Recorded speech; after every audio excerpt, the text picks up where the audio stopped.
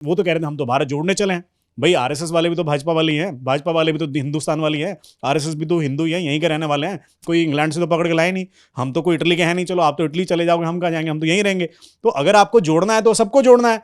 तो आप कह रहे हो कि हम भारत जोड़ो यात्रा पे तो निकले हैं, लेकिन हम आरएसएस वालों को नहीं जोड़ेंगे, हम इसको नहीं जोड़ेंगे, हम उसको नहीं जोड़ेंगे। तो पहले यह बता दें कि उनकी भारत जोड़ो यात्रा में जो जोड़ने का जो एलिजिबिलिटी क्राइटेरिया है, वो एलिजिबिलिटी क्राइटेरिया क्या है, किस किस को जोड़ने के लिए वो निकले हैं, या वो सिर्फ अपना चेहरा चमका लेंगे निकले, इसके अलावा और कुछ नहीं है। आप देख रहे हैं सौगंध टीवी, सौगंध वतन की। नमस्कार, मैं शालिनी झा और आप देख रहे हैं सौगंध टीवी। राहुल गांधी की भारत जोड़ो यात्रा जो अब 30 जनवरी को कश्मीर में जाकर समाप्त होगी, इसी दौरान उन्होंने कई ऐसे बयान दिए जिसके बाद वो लगातार चर्चे में आ गए हैं और भारतीय जनता पार्टी उन पर कटाक्ष करने से भी एक मौका नहीं छोड़ रहे हैं। हाल ही में उन्होंने प्रेस कॉन्फ्रेंस के दौरान ये कहा कि आरएसएस के जो लोग हैं वो हर हर महादेव का नारा लगा ही नहीं सकते, क्योंकि महादेव तपस्वी थे और तपस्वी से आरएसएस को काफी तकलीफ होती है, कभी तपस्वी की बात नहीं करते। इस मुद्दे पर हमारे साथ बातचीत करने के लिए भारतीय जनता पार्टी के ही प्रवक्ता अजय शेरावत जी मौजूद है। तो क्या कहेंगे, बीजेपी के पास भी एक और मौका आ गया है राहुल गांधी को टारगेट करने का? देखिए, मुझे लगता है राहुल गांधी ने जिस दिन से यात्रा शुरू करी है और जब भी वो बोले हैं, चाहे वो मंच से बोले हों, चाहे वो किसी छोटी बैठक में बोले हों, या फिर वो प्रेस कॉन्फ्रेंस में बोले हों, जिस दिन भी वो बोले हैं उस दिन उन्होंने कंट्रोवर्सी खड़ी करी है। क्योंकि मुझे लगता है अभी तक तो शायद हो सकता है वो टी शर्ट वी शर्ट में चल ज़रूर लेते हैं, लेकिन राजनीति की समझ अभी उनकी डेवलप हुई नहीं। पहले दिन से उन्होंने आरएसएस पर अटैक करा है। क्या इसका मतलब हम ये समझे कि एंटी आरएसएस यात्रा है? पहले उन्होंने एक फोटो रिलीज करी थी जिसमें आरएसएस की खाकी पैंट को जलाने की कोशिश कर रहे हैं। आज वो कह रहे हैं कि आरएसएस ये हर हर महादेव नहीं बोलती है। कभी वो कहते हैं जय श्री राम, सिया राम, हरे हे राम। कभी वो आटे को लीटर में तोलते हैं, तो कभी वो जनसंख्या को रुपए में करते हैं। तो मुझे लगता है पहली बात तो अच्छा है उन्होंने यात्रा करी है। मुझे लगता है ठंड ज़्यादा लग गई है, वो शौक में चले गए हैं और अब वो कुछ भी उलझुल बयानबाजी कर रहे हैं, क्योंकि उन्हें लगता है कि शायद जितनी अटेंशन उन्हें चाहिए थी उतनी उन्हें मिली नहीं है। तो आखिरकार जब उनको लगता है, जब उनकी यात्रा साइलेंट होती है, तो वो अटैक करते हैं। किस पर अटैक करते हैं? आरएसएस पे, हिंदुत्व पे, हिंदुइज्म पे। आज वो किसकी बातें करें? हिंदुइज्म की बातें करें। उनकी पार्टी ने सेकुलरिज्म उन्होंने इंट्रोड्यूस किया, आज तक मुस्लिम तुष्टीकरण उन्होंने किया, शाबानो केस पूरी दुनिया के सामने उन्होंने क्या किया, लेकिन आज उनको हिंदू बनना है क्योंकि उनको लगता है वोट बैंक इनका इधर आता हुआ उनकी तरफ नहीं दिख रहा है। तो मुझे लगता है ये सिर्फ उनकी वोट बैंक की पॉलिटिक्स है। आरएसएस के खिलाफ इस तरह की हेट्रेड वाली बयानबाजी करना, वो क्या चाहते हैं देश में मतलब वो तो कह रहे थे हम तो भारत जोड़ने चले हैं। भाई आरएसएस वाले भी तो भाजपा वाले ही हैं, भाजपा वाले भी तो हिंदुस्तान वाली है, आरएसएस भी तो हिंदू ही है, यहीं के रहने वाले हैं, कोई इंग्लैंड से तो पकड़ के लाए नहीं। हम तो कोई इटली के हैं नहीं, चलो आप तो इटली चले जाओगे, हम कहाँ जाएंगे, हम तो यहीं रहेंगे। तो अगर आपको जोड़ना है तो सबको जोड़ना है।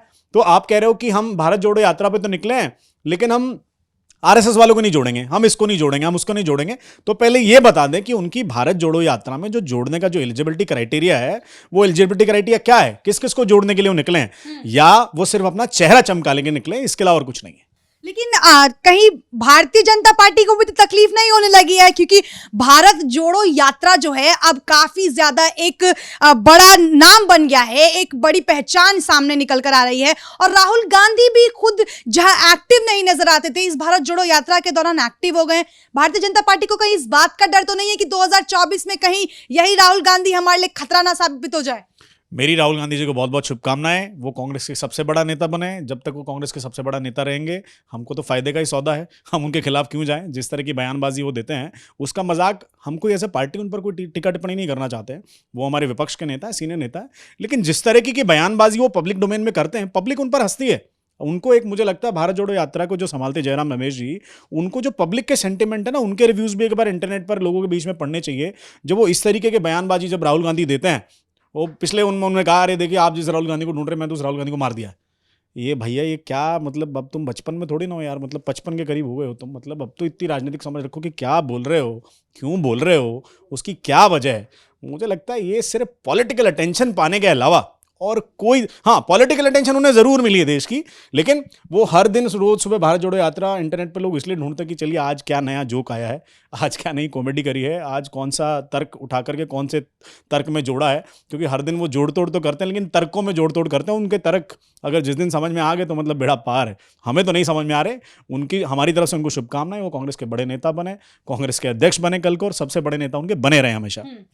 एक मेरा सवाल ये रहेगा, अब तक बीजेपी कहीं ना कहीं राहुल गांधी के हिंदूवादी पर कई बार सवाल खड़ा करती थी। अब तो राहुल गांधी मंदिर पहुंच गए हैं, महाकालेश्वर पहुंचे, उनकी बहन भी वहां पहुंची, तिलक के साथ नजर आए, जनेऊ पहने हुए नजर आए। अब भारतीय जनता पार्टी के पास कोई बचा है कुछ टिप्पणी करने के लिए? सारे आपके सवालों के जवाब तो उन्होंने भारत जोड़ो यात्रा के दौरान दे दिया है। देखिए, मात्र सिर्फ कपड़ा पहन लेने से और जनेऊ पहन लेने से कोई हिंदू हो जाता तो फिर तो बात ही क्या थी। उनको आज अपने आप को साबित करना पड़ रहा है मैं हिंदू हूं, क्योंकि उन्हें दिख रहा है कि लोकतंत्र में लोगों के अंदर उनका विश्वास जीरो हो गया। आज कांग्रेस जीरो होती जा रही है जिस स्टेट में वो चुनाव लड़ रहे हैं। अब बताइए, भारत जोड़ो यात्रा के चुनाव के समय पर ही गुजरात का चुनाव हुआ, वहां की जनता ने उनको पूरी तरह से नकार दिया। लोगों के दिल में उनके लिए सेंटिमेंट जीरो होते जा रहे हैं। सिर्फ लोगों को भुनाने के लिए ये अपना लेके एजेंडा आ गए हैं कि चुनावी हिंदू, आज ये जनेऊ भी पहन लेंगे, आज ये पगड़ी भी बांध लेंगे, आज ये तिलक भी लगा लेंगे। चुनाव है, लोकतंत्र में इनको अपना बहुमत चाहिए है, तो आज इनको चुनावी हिंदू बनना पड़ रहा है। हमारी तरफ से उनको शुभकामनाएं, भगवान करे आप ऐसे ही बनते रहें, लेकिन आपका अस्तित्व और आपके पुराने स्टेटमेंट्स और आपकी कांग्रेस की पुरानी दी गई बयानबाजी, किस तरीके से आपने मुस्लिम तुष्टीकरण को पूरे देश में बुनाया है, किस तरीके से आपने देश को भाषाओं पर, धर्म के नाम पर, जाति के नाम पर आज तक 70 सालों में बांटा है, और आपके जितने 70 सालों के काम है उसका आज बयान, आज सारा जो जवाब है पूरी जनता मांग रही है। अब वो पुराना जमाना नहीं रहा है कि आप इमरजेंसी लगा लें और उसको ऐसा कर लें। आप जब भी राहुल गांधी कुछ बोलेंगे तो दुनिया उनको पढ़ करके, सुन करके देख लेगी, और जनता अपना निर्णय ले चुकी है। वो कभी भी कांग्रेस को अब सत्ता में लाने वाले हैं नहीं।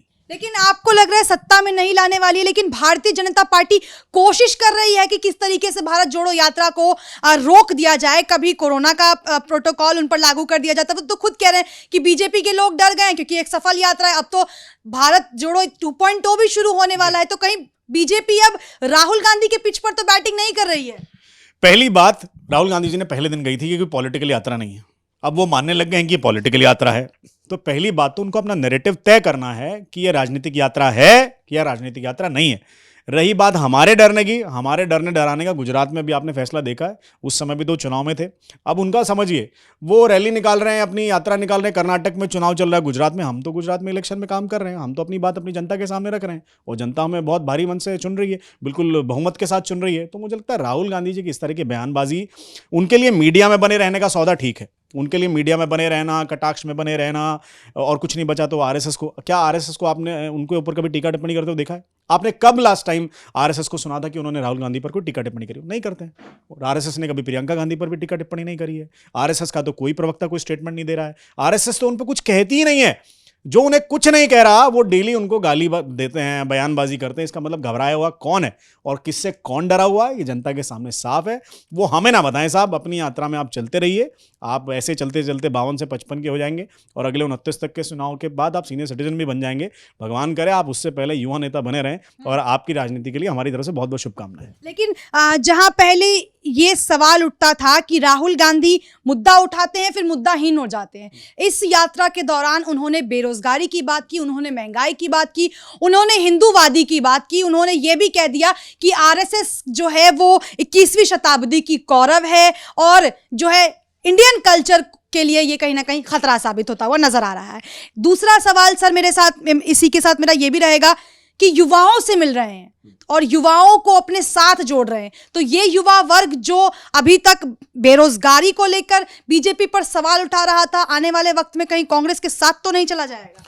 महाभारत के युग में उन्होंने जीएसटी घुसा दी, ठीक है। उन्हें पता ही नहीं, एक तो पहली बात तो हिस्ट्री क्या है, हमारा हेरिटेज क्या है, और भगवान मान लिया मतलब वो क्या बोलते हैं, मतलब उनको भगवान ही जाने क्या बोलते हैं वो।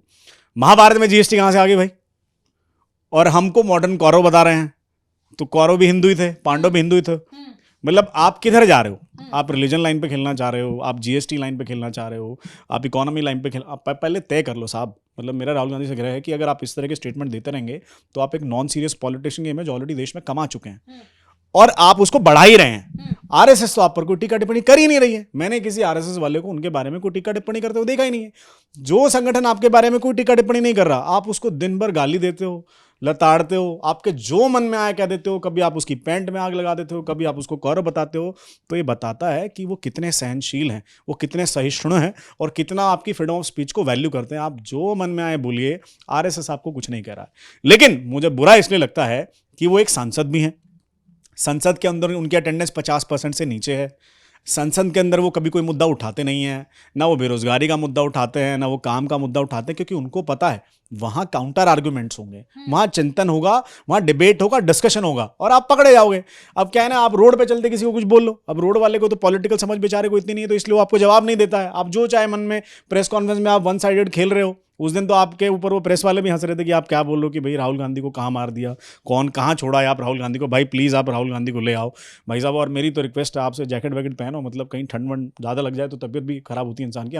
हम तो आपकी हेल्थ के लिए, हम आपके राजनीतिक करियर के लिए चिंतित हैं। और मुझे लगता है आरएसएस वालों को भी चिंतित होना चाहिए, क्योंकि जिस तरह की टीका टिप्पणी करके ये उल्टा आरएसएस को ही पॉपुलर करते रहते हैं। तो मुझे लगता है उनके अंदर पॉलिटिकल सीरियसनेस कब आएगी, ये सवाल तो पूरा देश ही पूछ रहा है कि वो किधर जा रहे हैं। वो जिस यात्रा में जहां से निकलते हैं, जिस दिन मंच पकड़ेंगे, जिस दिन माइक पकड़ेंगे, उस दिन कंट्रोवर्सी खड़ी हो जाएगी। क्या इसी को भारत जोड़ो यात्रा कहते हैं? जोड़ने में तो भैया प्यार लगता है, जोड़ने के लिए तो प्यार से लोगों को जोड़ा जाता है। आप लोगों को कभी जाति के नाम पे बांट रहे हो, कभी धर्म के नाम पे बांट रहे हो, कभी आरएसएस वालों को बांट रहे हो। आप तो सिर्फ जहर बांट रहे हो, जहर बांटने वालों के साथ आप घूम रहे हो। वो कन्हैया कुमार जो कल तक कहा करता था कि भारत तेरे टुकड़े होंगे, इंशा इंशा, ऐसे ऐसे नारों के साथ वो चले हैं, आज वो आपके साथ चल के भारत जोड़ने की बात कर रहे हैं। तो मेरी एक तो उनको पीसफुली एडवाइस है, कम्युनिस्टों की गोद में बैठ करके राजनीति नहीं होने वाली साहब। वो अपना तो मटिया मेट करके बैठे हैं, वो आपको भी निपटा देंगे। आप उनसे बचें, अपनी पॉलिटिकल एडवाइजरी ठीक करें और अपने निर्णय को तय करें और एक सीरियस पॉलिटिशियन की तरह पहले साउंड हो। एक आखिरी सवाल सर कर लेती हूँ आपसे। राहुल गांधी ने जब दिल्ली में भारत जोड़ो यात्रा की, उस दौरान उन्होंने लाल किले पर यह बात कही थी कि बीजेपी जो है वो पूरी तरीके से पेड एडवर्टीजमेंट कर रही है, पूरा टीम लगा दिया गया है कि किस तरीके से मेरी छवि को, यानी राहुल गांधी के छवि को खराब किया जाए। तो कितना एडवर्टीजमेंट बीजेपी कर रही है राहुल गांधी की छवि को खराब करने के लिए? उनके एडवर्टीजमेंट करने की हमको ज़रूरत नहीं। पहली बात, वो खुद माहिर हैं। उनका आप कोई भी वीडियो उठाएं इंटरनेट पर, किसी भी रैंडम हैंडल पर या किसी भी पेज पर आप अपलोड कर दें, मिलियंस व्यूज़ हिट हो जाते हैं, क्योंकि वो इतनी जोक भरी बात कहते हैं कि लोग उसको हंसते हंसते शेयर करते हैं। तो मुझे लगता है हमें उन पर कोई खर्चा करने की ज़रूरत नहीं है। वो स्वतः मार्केटिंग गेन करने में निपुण है। वो जिस तरह की टीका टिप्पणी और बयानबाजी कर रहे हैं, उन्हें सब देख रहे हैं अच्छी तरह। और आज से नहीं देख रहे हैं, मुझे अच्छे से ध्यान है, तब मैं स्कूल में था, तब से राहुल गांधी जी लॉन्च हो रहे हैं। फिर मैं कॉलेज में आया, तब भी राहुल गांधी लॉन्च हो रहे थे। आज हम भी पॉलिटिकल कार्यकर्ता हैं, इधर काम कर रहे हैं, अभी भी राहुल गांधी जी लॉन्च ही हो रहे हैं और ये भी लॉन्च का कार्यक्रम है। और मुझे पता नहीं कब तक लॉन्च होने वाले हैं। 52-53 साल के तो वो हो गए हैं, अभी भी वो युवा लॉन्च हो रहे हैं। और अगर 29 तक वो चले गए तो मुझे लगता है वो सीनियर सिटीजन की कैटेगरी में आ जाएंगे, जिसमें पेंशन मिल जाने लग जाती है सरकार की। देखिए, मुझे लगता है कि 100-125 दिन के ऊपर राहुल गांधी जी को रोड पर चलते चलते हो गए। आज तक आरएसएस ने उन पर कोई टीका टिप्पणी नहीं करी है। इसका मतलब आरएसएस वाले बहुत सहनशील हैं, वो फ्रीडम ऑफ स्पीच को वैल्यू करते हैं, वो आपकी वैल्यू करते हैं। मुझे लगता है जिस तरीके से वो आप पर टिप्पणी नहीं करते, आप भी उस तरीके की जहरीली टिप्पणियां हर दिन ना करें। आरएसएस वाले, भाजपा वाले, ये सब इसी हिंदुस्तान के हैं। अगर आपको जोड़ना है तो आप सबको जोड़िए, वरना ये जहरीली बातें हर रोज़ मत कीजिए। मेरी आपको एडवाइस है, आप अपनी राजनीतिक करियर को उठाएं, लेकिन दूसरों को नीचा दिखा करके नहीं, दूसरों को गिरा करके नहीं, जोड़ तोड़ करके नहीं। आप पहले अपनी पॉलिटिकल सीरियसनेस दिखाएं। मुझे लगता है उसके बाद आपसे इस विषय पर चर्चा हो सकती है।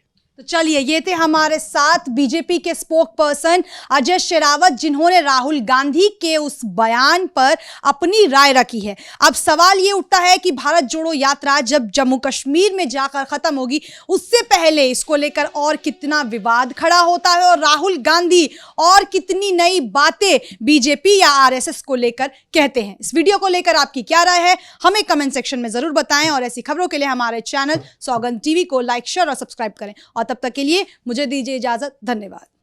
आप देख रहे हैं सौगंध टीवी, सौगंध वतन की।